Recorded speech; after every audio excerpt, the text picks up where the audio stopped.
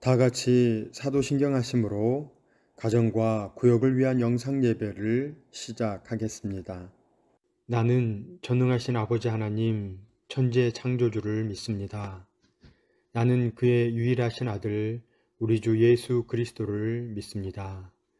그는 성령으로 잉태되어 동정녀 마리아에게서 나시고 본디오 빌라도에게 고난을 받아 십자가에 못 박혀 죽으시고 장사된 지 사흘 만에 죽은 자 가운데서 다시 살아나셨으며 하늘에 오르시어 전능하신 아버지 하나님 우편에 앉아 계시다가 거기로부터 살아있는 자와 죽은 자를 심판하러 오십니다.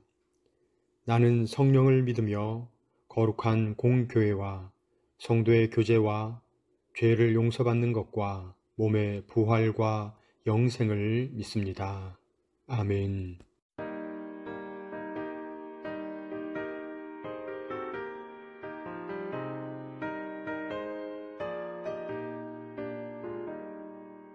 영광을 받으신 만유의 주여 우리가 명령을 따르리라. 베푸신 은혜를 감사히 알고 진실한 마음으로 섬기겠네.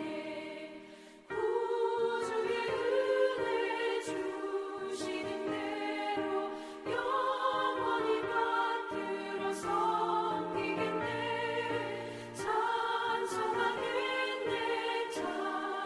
찬송하겠네. 생명을 주시는 구주로다. 구주를 높이고 잘 공경하여 온유한 마음으로 섬기리라. 주 예수 안에서 즐거워하며 충성을 다하여 섬기겠네. 구주의 은혜 주시는 대로 영원히 받들어 섬기겠네. 찬송하겠네. 찬송하겠네. 생명을 주시는 구주로다.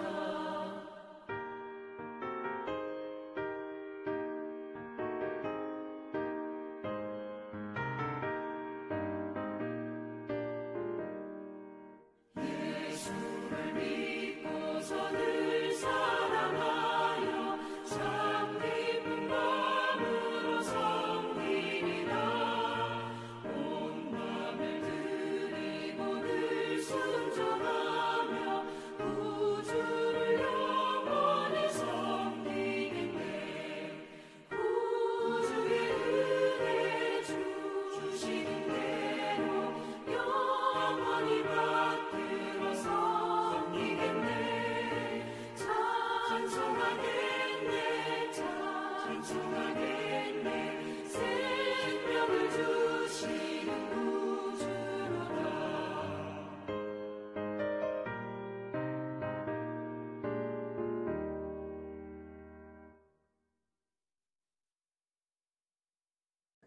각 가정이나 구역의 담당자께서 기도해 주시겠습니다.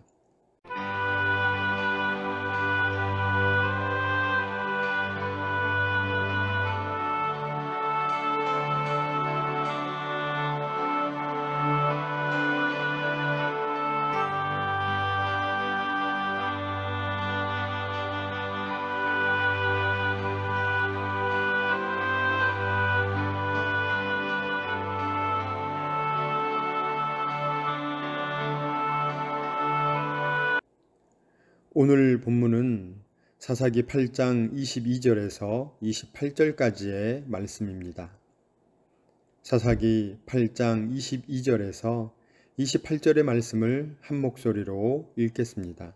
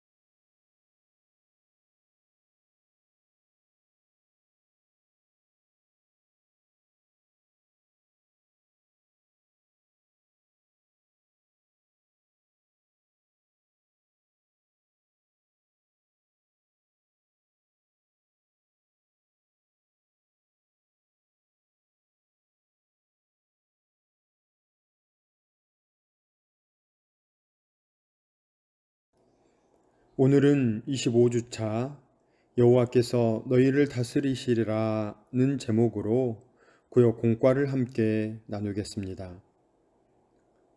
기드온은 이스라엘의 5번째 사사로 므낫세 지파의 농부였습니다.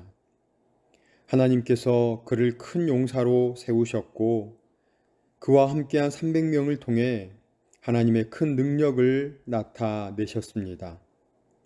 그 결과 해변의 모래와 같은 미디안의 군대를 물리칠 수 있었습니다.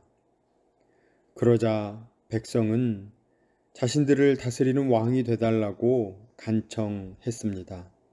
하지만 기드온은 우리를 다스릴 분은 오직 여호와 하나님이라고 대답하였습니다.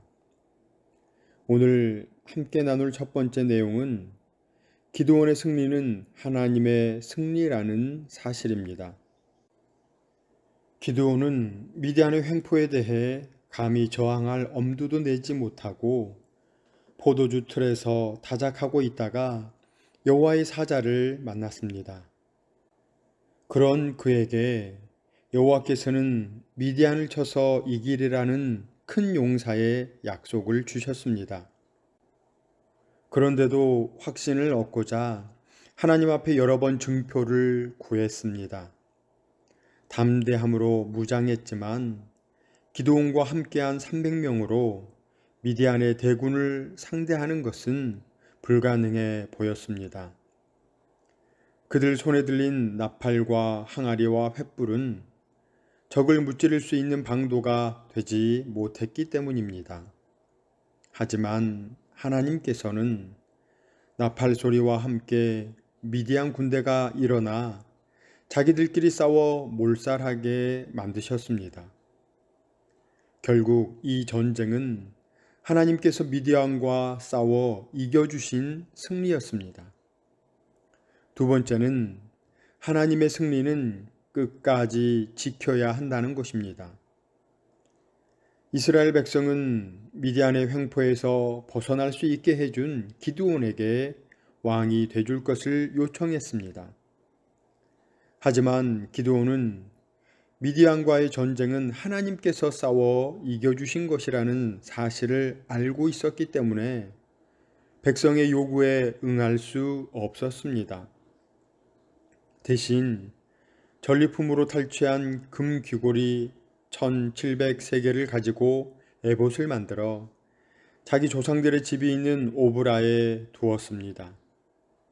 그리고 자기 말과 다르게 왕과 같이 여러 부인을 두어 70명의 아들을 낳았고 결과적으로 세겜의 첩 사이에서 태어난 아들 아비멜렉이 스스로 왕이 되고자 해 다른 형제 70명을 한꺼번에 몰살하는 비극을 낳고 말았습니다. 승리의 전리품으로 요구한 이스마엘의 금 귀고리가 결국 그의 자손들에게 올무가 되고 말았습니다. 사랑하시는 성도님들, 한국교회와 대한민국의 발전과 풍요로움에 대한 생각을 함께 나눠 보겠습니다. 일상의 안락과 풍요를 당연하게 여긴 것이 언제부터였는지 생각하면 우리는 기적 속에서 살고 있음을 깨닫습니다. 우리의 부요함은 당연한 것이 아니라 하나님의 은혜였음을 잊지 말아야 합니다. 그렇다면 우리가 누리는 모든 것이 하나님께서 주신 선물임을 고백해야 합니다. 셀 수 없이 많은 전쟁과 비극의 역사, 일제감정기의 수탈과 6.25 전쟁의 아픔을 극복하고 오늘의 부요함을 누리고 있습니다. 오히려 이것이 우리의 자랑이 되고 있지 않은지 스스로 돌아보는 것이 필요합니다. 사사시대의 이스라엘 백성은 주변 왕정 국가들을 부러워하며 왕이 통치하는 나라를 원했습니다. 그러나 하나님께서는 이스라엘의 왕이 돼 직접 다스리기를 원하셨습니다.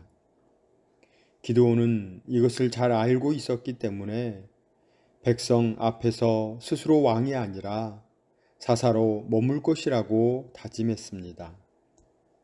하지만 그에게도 왕의 권력과 부유함에 대한 욕구가 있어 10 부인에게서 70명의 아들을 낳았고 그 자손들은 비극적인 최후를 맞이하고 말았습니다.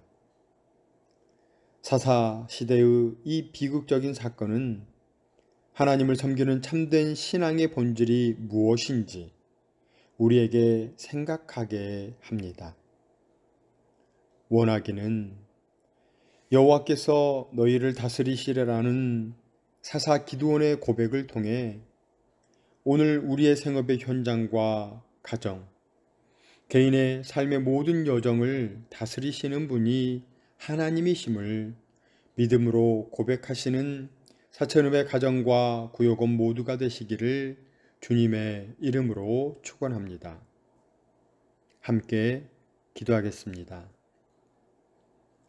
왕이신 나의 하나님, 주님께서 베푸신 은혜를 누리면서도 감사하지 않고 오히려 교만하여 스스로 높인 것을 용서하여 주옵소서.